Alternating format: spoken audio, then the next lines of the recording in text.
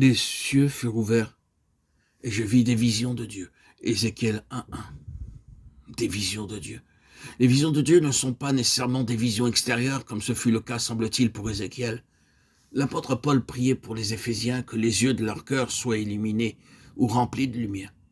Cela peut simplement signifier que l'Esprit de Dieu révèle les choses de Dieu aux yeux de notre cœur, en nous donnant, pour ainsi dire, des leçons imagées, afin de nous enseigner les choses que Dieu veut que nous comprenions. Et souvent, il le fait en illuminant pour nous les personnages vivants de la Bible.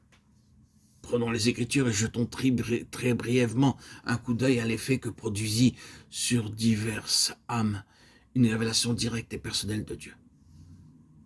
Dans Genèse 28, nous lisons au sujet de Jacob à Bethel, alors qu'il était couché sur le sol dur, ayant une pierre pour oreiller. Il lui fut montré une échelle entre terre et ciel qui lui ouvrait la communication avec Dieu. Ceci est la première étape dans la vie spirituelle. Le Seigneur nous trouve dans le désert, loin de notre céleste foyer, et nous montre l'échelle. Le Seigneur Jésus-Christ comme le chemin vers Dieu. Le Seigneur Jésus-Christ lui-même a dit « Je suis le chemin, nul ne vient au Père que par moi ». Jean 14:6. Dans Genèse 32:24, nous voyons une étape plus avancée dans la vie de Jacob. Jacob demeura seul. Alors un homme lutta avec lui jusqu'au lever de l'aurore. Ici, le Seigneur descend et s'approche de Jacob pour avoir une entrevue personnelle, plus intime avec lui. À Bethel, Jacob a vu le Seigneur en haut de l'échelle, mais ici, à Péniel, l'homme divin a lutté avec lui jusqu'à ce qu'il devint un homme brisé. La fibre de sa résistance fut touchée, et il porta ensuite en son corps, durant toute sa vie, la marque de son contact personnel avec Dieu. Nous pouvons dire, oui, je connais Bethel. Je me souviens du moment où le Seigneur me dévoila le chemin d'accès à lui-même, l'échelle entre la terre et le ciel. Mais j'avoue qu'en expérience jusqu'à présent, c'est comme si Dieu était en haut dans le ciel et moi ici, en bas, sur la terre. Il se pourrait que votre Péniel ait lieu cette semaine. Dieu peut s'approcher de vous pour avoir une entrevue personnelle plus intime. Vous vous sentirez peut-être seul au milieu des autres, comme s'il n'y avait que Dieu et vous dans ce lieu.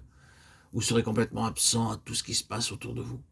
Il se saisira de vous et touchera la fibre de votre résistance, votre détermination à faire ceci ou cela, et vous sentirez brisé dans votre âme.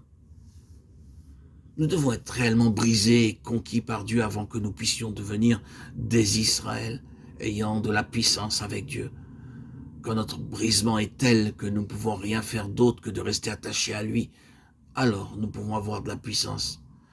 Tant d'enfants de Dieu parlent de leur brisement, mais en réalité ils sont bien forts.